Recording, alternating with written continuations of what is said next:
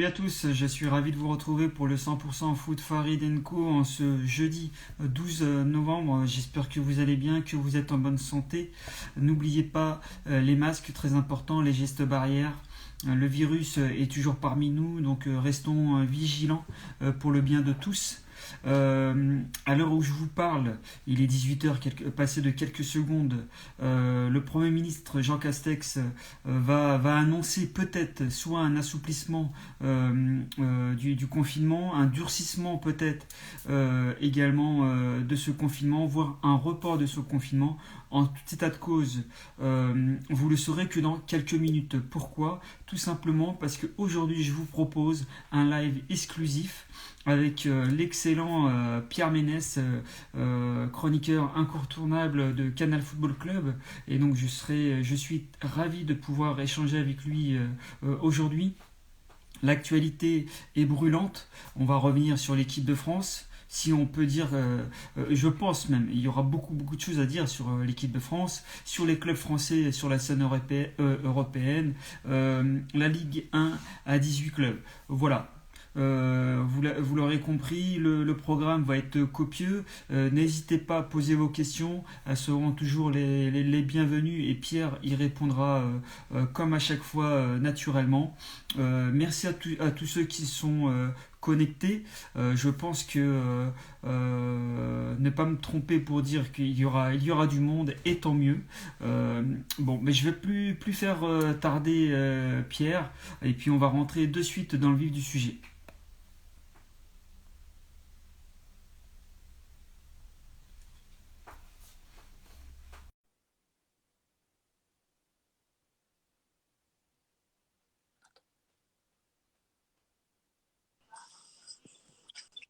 Bonsoir Pierre. Bonsoir,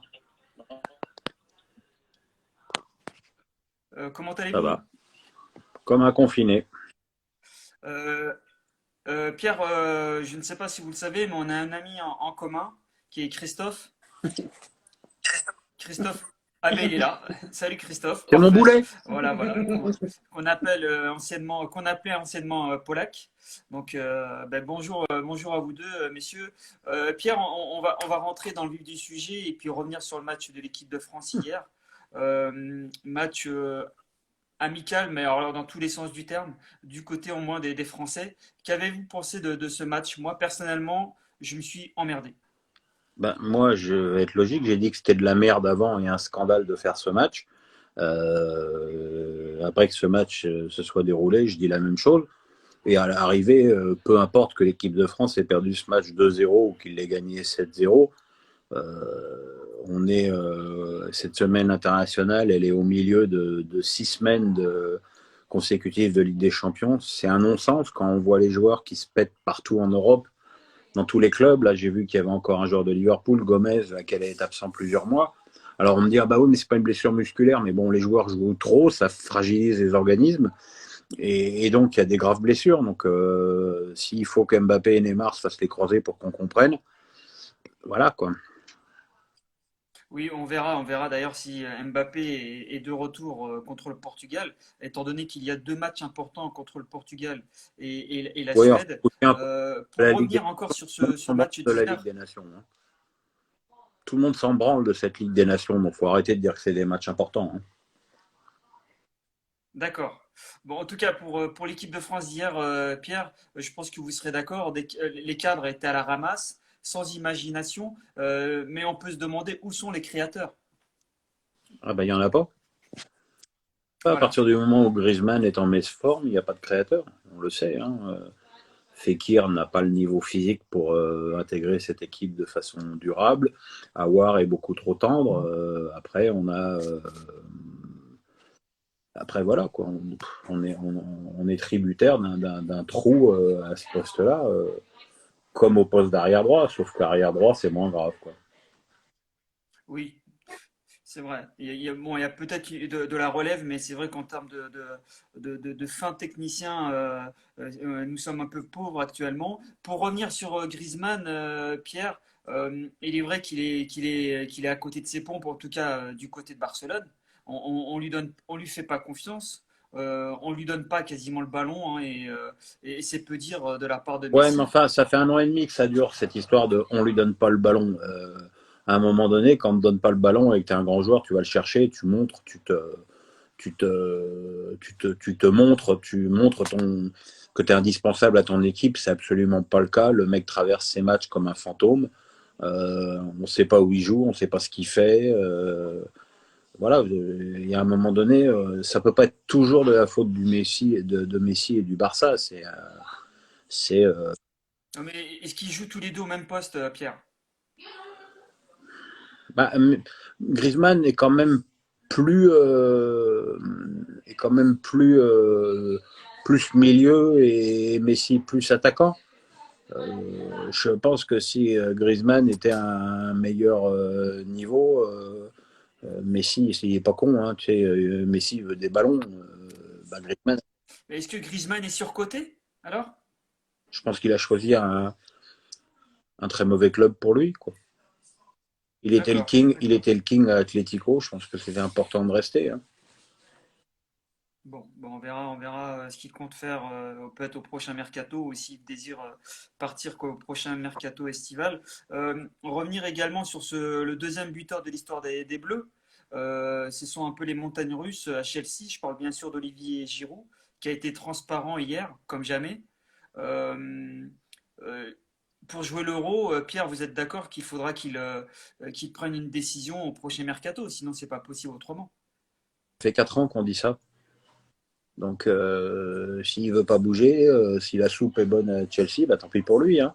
De toute façon, il s'en fout un peu, Giroud, puisque de toute façon, qu'il joue pas, il est toujours appelé par Deschamps et il est toujours titulaire. Donc, je pense que Deschamps il comptera sur lui jusqu'à la mort. Donc voilà quoi. Mais bon, Giroud, le problème c'est que les années passent et que le fait de ne pas jouer du tout, bah, ça lui enlève encore un peu de rythme. Hier, il a été inexistant, comme tu dis, un peu comme jamais. Voilà, donc c'est, ça va commencer à être un problème, ouais. Et donc, forcément, je suis obligé de vous poser la question, Pierre, sur ce joueur qui a disparu des radars, hein. Forcément, c'est Karim Benzema qui continue à dépasser des statistiques impressionnantes au Real Madrid. Euh, on est d'accord que tant que Didier Deschamps sera là, il n'aura plus sa place, ni il n'aura plus sa chance. Non, et puis quand Deschamps sera plus là, il sera trop vieux, donc malheureusement le problème est réglé. Alors, moi, je suis ceux qui disent que Benzema a merdé, hein, au niveau de son comportement avec les Bleus, au niveau de l'affaire Valbuena, il a merdé, c'est une évidence. Mais de là à prendre perpète, c'est un petit peu, c'est trop quoi. Là, Bah, d'ailleurs, j'ai fait une story sur Instagram aujourd'hui parce que ça fait 3 ans jour pour jour qu'il était au CFC. oui. Voilà. Mais je dis que Bah, c'est comme Griezmann, il a payé pour sa faute en espoir, on lui a redonné sa chance. Pourquoi pas Benzema?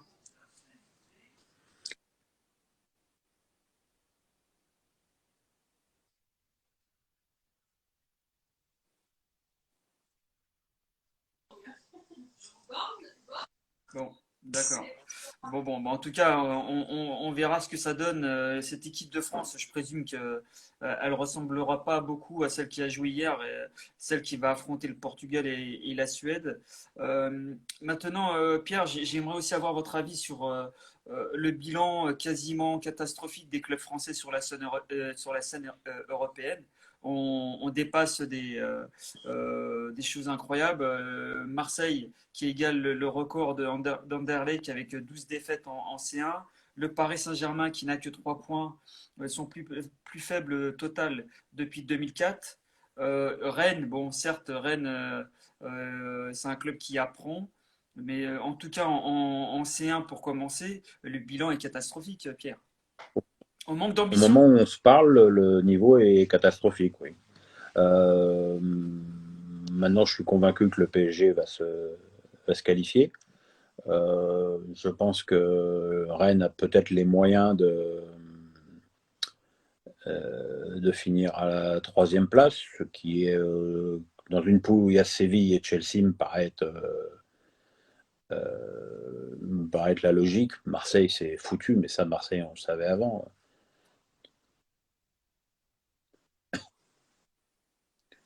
Je vois que des gars disent, Et pour la C3, des Pierre, gars avec disent que Benzema aurait dû jouer avec l'Algérie. Il y a un mec qui m'a.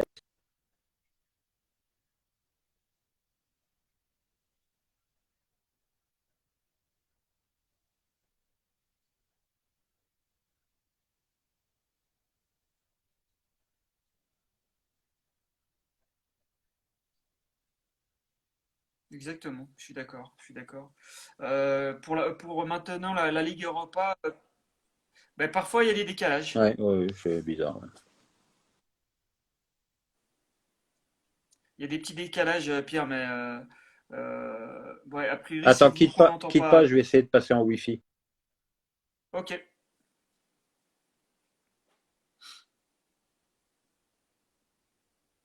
il va revenir, hein, Pierre. Oui, oui, on n'a pas entendu ce qu'il a dit. Bonsoir à tous, hein. Merci à tous C'est de mieux vous là? être connectés. Pour l'instant, en tout cas, c'est mieux, Pierre. Donc, les internautes nous demandent de répéter un peu ce que vous avez dit sur Karim Benzema et l'Algérie. Ben, il a été sélectionné en équipe de France, il ne peut plus jouer pour une autre nation. C'est les règlements. Tu peux changer de nation, Ok, tu peux jouer jusqu'au niveau des espoirs avec un pays et en changer après.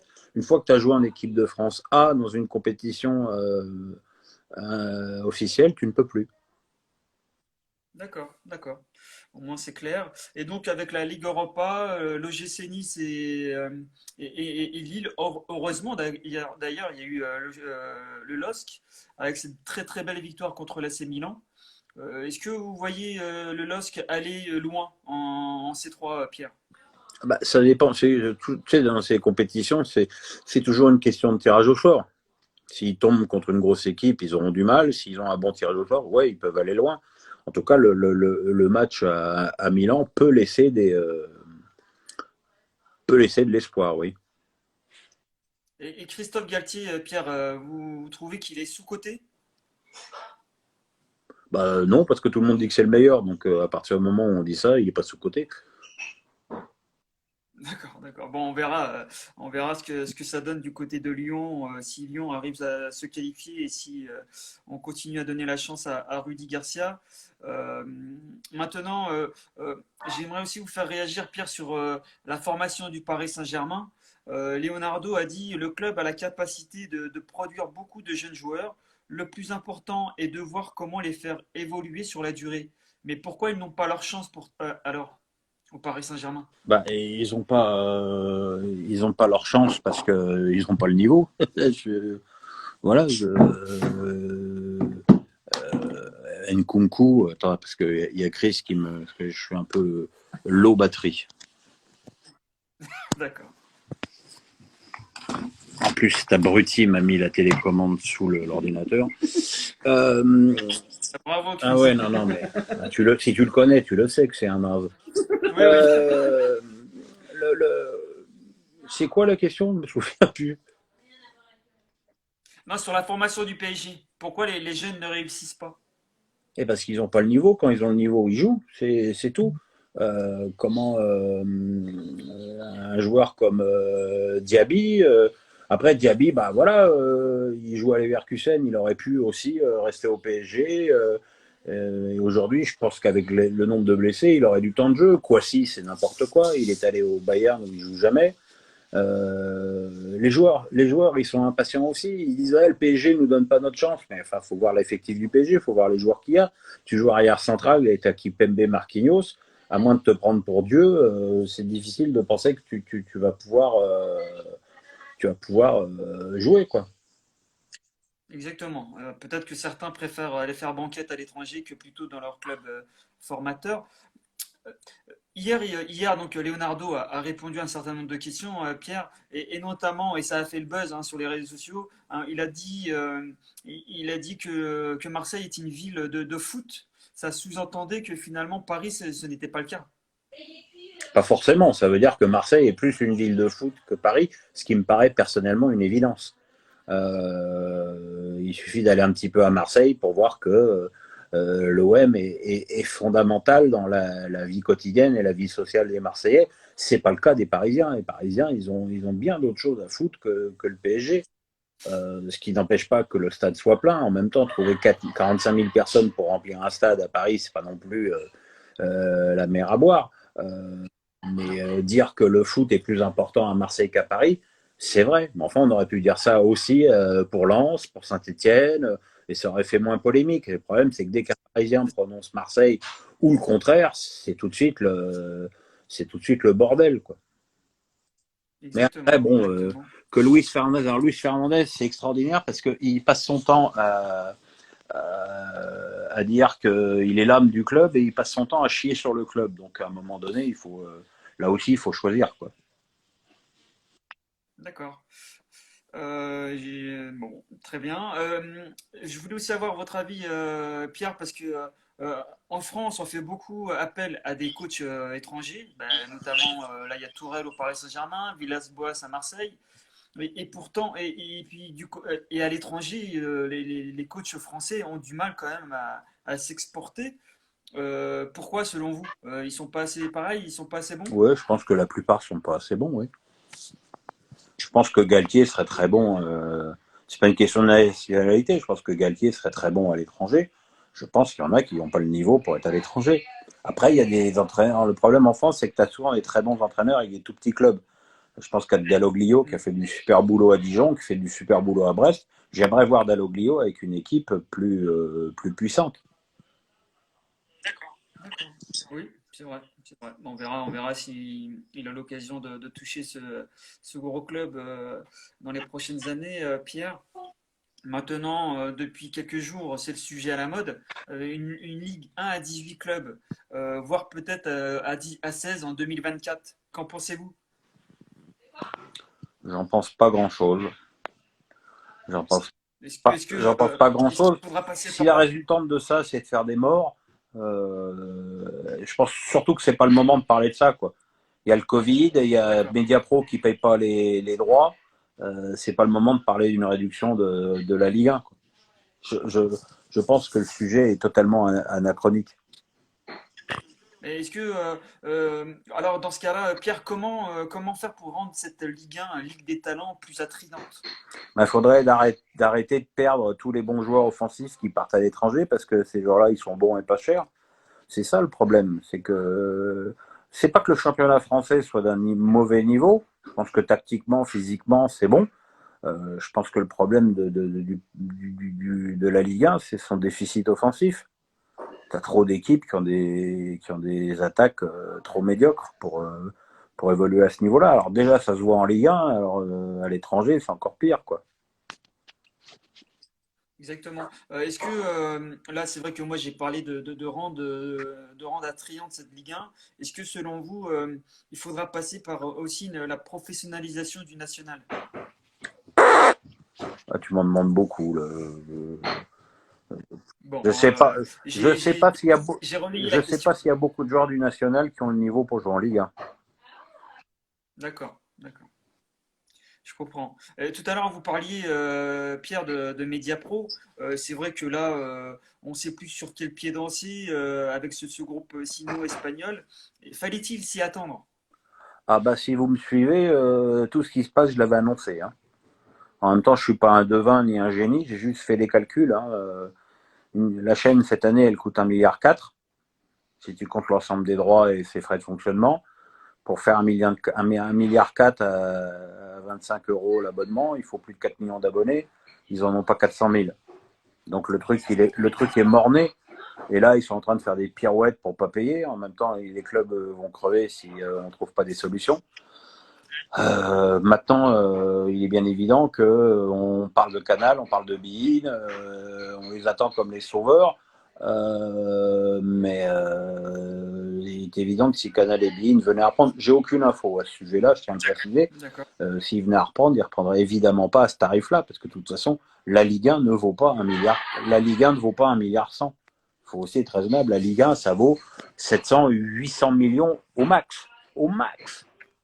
Donc, Est-ce que le match du dimanche soir vous manque, étant donné que c'était comme l'affiche sur Canal+, est-ce que ça vous manque? ah bah bien sûr que ça nous manque. Ça, le droit des images, on a 2 CFC maintenant. Un le samedi, qui est, qui est ce qu'on appelle une émission de lot d'attribution des droits. Donc c'est pour ça qu'on a les résumés du match du vendredi, le match du samedi après-midi.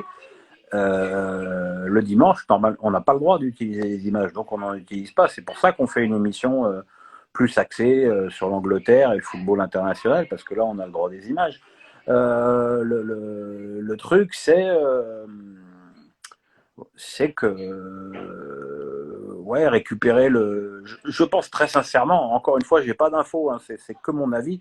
Je pense que la seule chose qui intéresse Canal dans cette réattribution des droits, ce serait de récupérer le dimanche 21h et de refaire un vrai CFC avant de 2 heures comme on l'a fait pendant 10 ans. Maintenant, il faut voir combien de temps va durer cette, cette problématique de Mediapro. Pour moi, ces gens ne sont pas honnêtes.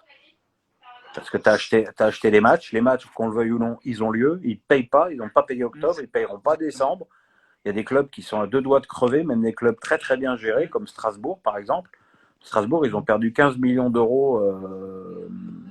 Ils ont perdu 15 millions d'euros avec le public, parce que le public à Strasbourg, c'est très important. Et ils pourraient perdre encore 15 millions avec la non-attribution des droits. Bah, tu enlèves Exactement. 30 millions à Strasbourg, qui a un budget de 50, bah, il ne reste plus rien, quoi. Donc, à un moment donné, si ça Exactement. continue comme ça, se posera la question des salaires, du chômage partiel et tout. C'est très très grave et c'est très très grave. Alors, Mediapro s'est mis sous la protection du tribunal, comme ils en ont le droit, mais pour moi, c'est malhonnête parce que tu peux pas te dire que t'as pas d'abonnés parce qu'il y a le Covid. Il n'y a pas un supporter qui peut aller. Oui, oui, T'as pas un supporter qui peut aller au stade. Donc la seule chance qu'ils ont la seule chance qu'ils ont de voir les matchs, c'est de s'abonner. Et s'ils s'abonnent pas, c'est qu'il y a oui. un souci. Bon, exactement. C'était peut-être prévu d'avance, voire perdu d'avance, je ne C'était sais per- pas. C'était perdu d'avance, mais les pimpins qui ont donné ces droits, ils sont plus à la ligue. On peut même pas leur réclamer, on peut même pas leur réclamer des comptes. Donc voilà, quoi. C'est une situation qui est dramatique et c'est une situation qui n'amuse pas Canal parce que si on a un appauvrissement colossal de la Ligue 1, évidemment, les droits ils vaudront encore moins cher. Donc il Exactement. faut pas oublier que Exactement. c'est donnant-donnant. Après, que la Ligue, les anciens responsables de la Ligue aient traité Canal avec mépris. Je me souviens des déclarations de Kyo à partir du moment où Mediapro a eu les droits, où il a chié joyeusement sur Canal qui finance quand même le foot français depuis 30 ans. Voilà, il faut aussi avoir un petit peu de décence, un petit peu de pudeur et le respect des gens qui t'ont donné déjà des milliards. Exactement. Bon, en tout cas, la Ligue 1 et la Ligue 2 sont en péril et on verra. Espérons quand même qu'on trouve une solution. Euh, je voulais vous faire réagir aussi sur Strasbourg. Je me doute que c'est un club qui vous tient à cœur, pardon. Là, ils sont un peu, ils sont en bas de classement. Vous n'avez pas de crainte sur Thierry Loret. Vous pensez il va tenir jusqu'au bout? Alors là, je n'en sais rien. Moi, je sais qu'il faut que Strasbourg se maintienne avec ou sans Thierry Loret. Personnellement, Thierry Loret, j'en ai rien à foutre. Euh, D'accord. Ça fait des semaines qu'il fait jouer cette équipe avec 5 défenseurs et un attaquant et il a perdu 8 matchs sur 10. Donc, à un moment donné, soit il se remet en cause et il change de tactique, soit il s'en va. Mais ça, j'ai pas le pouvoir de le faire partir. Faut demander à Marc. Exactement. Alors, bon, il y a des abonnés hein, qui posent des questions, mais moi, ça va tellement vite que j'ai pas le temps de lire toutes leurs questions. Euh, J'avais oublié de vous poser une question comme sur l'équipe de France, Pierre, et après je vous laisserai tranquille. C'est vrai que là, l'équipe de France est diffusée sur M6, alors que on peut dire que le diffuseur historique c'était TF1. Est-ce à dire que les Bleus ne font plus rêver? Ah non, ça veut rien dire du tout. Ça veut dire qu'M6 a payé les droits que demandait la Ligue et qu'il y a un partage entre TF1 et M6. Non, je pense qu'il n'y a aucun problème. D'ailleurs, ils ont quand même fait plus de 4 millions avec le match de merde d'hier soir, donc ça prouve que ça intéresse toujours les gens. Il y a une dévotion de la France envers Didier Deschamps que je m'explique d'ailleurs difficilement parce que honnêtement, depuis le titre de 2018, cette équipe n'a pas progressé d'un millimètre. Donc, Bah, d'où l'absence des créateurs, hein. ouais, l'absence des créateurs. Et puis quand t'as pas des créateurs, bah, tu joues avec un joueur offensif de plus. On a quand même joué avec 7 défensifs contre la Finlande, un match amical au parc, alors que c'est peut-être l'occasion de tester un 4-4-2 avec 4 joueurs à vocation offensive. Ce qu'il y a de plus terrible, c'est que même quand il a fait son coaching, Deschamps, il est resté à 7 défensifs. Donc voilà, c'est maladif chez lui. Il pense qu'il n'y a que ça, il y a que cette manière de gagner au football. Moi, ça me fait profondément chier. Ça me faisait déjà profondément chier pendant la Coupe du Monde. Je me suis même fait critiquer pour ça parce qu'à l'arrivée, c'est vrai qu'on a gagné, mais bon voilà. Moi, c'est pas le football que j'aime, c'est pas le football qui me fait rêver. On pouvait se servir de ce titre pour avoir peut-être un petit peu plus d'ambition dans le jeu, pour progresser, pour mieux se servir d'Mbappé, parce qu'on ne sait pas se servir d'Mbappé en équipe de France. Oui. La relation Mbappé-Griezmann est nulle. Voilà, on a un joyau que l'Europe entière s'arrache et on ne sait pas le faire jouer en équipe de France. C'est quand même dommage. Ouais, c'est vrai que là, pour Didier Deschamps, on sent la culture italienne. Est-ce que selon vous, bon, un jour ou l'autre, il va être amené à partir quand même, Ah Didier bah oui, c'est Deschamps? un jour ou l'autre, il partira, oui. Voilà, exactement. Est-ce que selon vous, son successeur serait automatiquement Zinedine Zidane? Euh, Probablement, automatiquement non, probablement oui.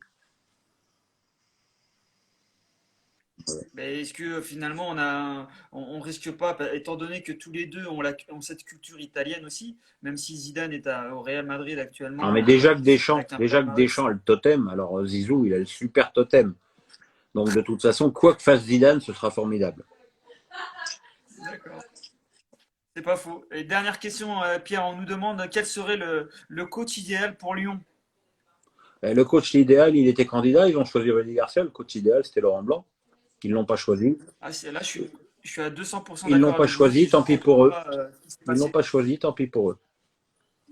Exactement, exactement. Et un dernier, bon, il y a tellement d'internautes et ça va trop vite. Tout à l'heure, vous avez parlé de Dalloglio, donc du Stade Brestois. Stade Brestois, c'est aussi quelque part un club avec un fond de jeu qui est toujours plaisant à regarder, Oui, Pierre. absolument. Oui, oui. Pourtant, ils ont pas des joueurs exceptionnels, mais ils jouent au foot. Et en jouant au foot, tu mènes 3-0 contre Lille. Donc ça devrait servir de leçon à d'autres équipes. Je pense qu'une équipe comme Angers a les moyens offensifs de très bien jouer, d'avoir des très bons résultats en pratiquant un football plus offensif. Ils ont été au parc comme d'habitude avec le short sur les chevilles, ils en ont pris 6 comme tous les ans. Et je note avec satisfaction quand ils ont été à Rennes, ils n'ont pas du tout joué comme ça. Donc voilà, que les clubs prennent un peu plus de risques. Je le dis pour Angers, je le dis pour Strasbourg. Voilà. Le problème, c'est que quand tu perds et que tu te fais chier, ben, les gens disent putain, on perd et on se fait chier. Quand tu perds et que tu joues au foot, on dit ouais, on perd, mais on s'est quand même régalé. Voilà. C'est un petit peu, je dirais, le- la jurisprudence Bielsa. Oui, et en effet, le Bielsa a fait rêver, fait Ça fait rêver du rêver, mais ça côté. gagne pas. Hein. Oui, c'est vrai. En tout cas, ça a gagné et ça gagne plus en ce moment. Mais Non, mais bon, on même à verra, on Marseille, verra. Marseille, ils ont fini premier des matchs allés et ils n'ont pas fini en Ligue des Champions. Donc c'est qu'il y a eu un problème dans les matchs retour. Exactement. Bon, en tout cas, pour Michel Moulin, non, pas Michel Moulin, mais Monsieur Moulin du côté de Danger, ça serait également bien de le voir avec un club peut-être avec plus de moyens, même s'il est bien actuellement à Oui, Angers, oui, hein. oui, On oui, est oui. d'accord. Et donc, allez, pronos, Pierre, pour Portugal-France. Le Portugal va gagner 2-0. D'accord. D'accord. Et est-ce que, selon vous, sans vous demander si vous avez des sources ou pas, mais est-ce que Mbappé va jouer? Pour l'instant, c'est très ric-rac. Hein. Très, très, très ric-rac. Et Ouais. puis s'il joue et qu'il se pète, je pense que tu vas en Oui, entendre quelques-uns chanter. Hein. oui, exactement, parce que le Paris Saint-Germain, on a vraiment, vraiment besoin, aussi bien en Ligue 1, rien n'est fait pour autant, et puis en Ligue des Ouais, Champions. enfin, rien En n'est Ligue des fait. Champions, est-ce que vous le voyez aller au bout, aller aussi loin que l'année Rien n'est dernière? fait en Ligue 1. Ils ont battu Rennes 3-0 avec 11 joueurs en moins à l'arrivée du match. Donc, je me fais aucun souci pour le PSG en Ligue 1, hein, mais aucun. Et en Ligue des Champions, alors Pierre, est-ce que vous voyez Paris Saint-Germain aller aussi loin? Au moment où on se parle, non, évidemment. Après, s'ils sortent des poules, après c'est toujours pareil, c'est une question de tirage au sort. L'année dernière, Tirage au ils sort. ont été en finale avec un tirage quand même favorable. Hein. Dortmund, Bergame, Leipzig, c'est sûr que c'est moins dur que Manchester City, le Bayern ou Barcelone. Donc voilà. Il faut aussi un petit peu de réussite à ce Mais, niveau-là.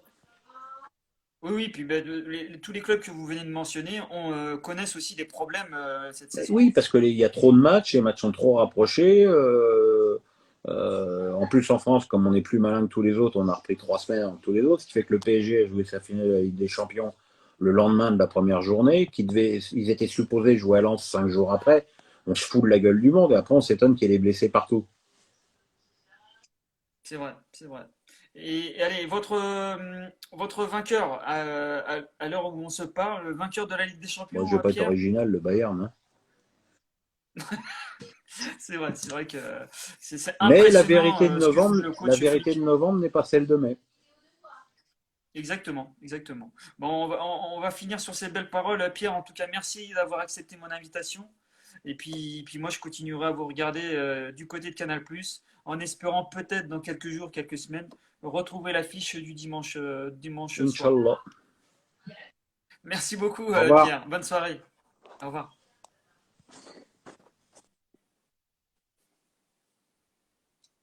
Voilà. Merci en tout cas d'avoir participé à ce live, hein. Franchement, vous avez posé énormément de questions. J'ai pas pu les lire toutes. Donc, il ne faut pas m'en vouloir. Le live sera disponible 24 heures. Donc, n'hésitez pas à aller le regarder si vous n'avez pas eu le temps d'arriver à l'heure. Ça peut arriver.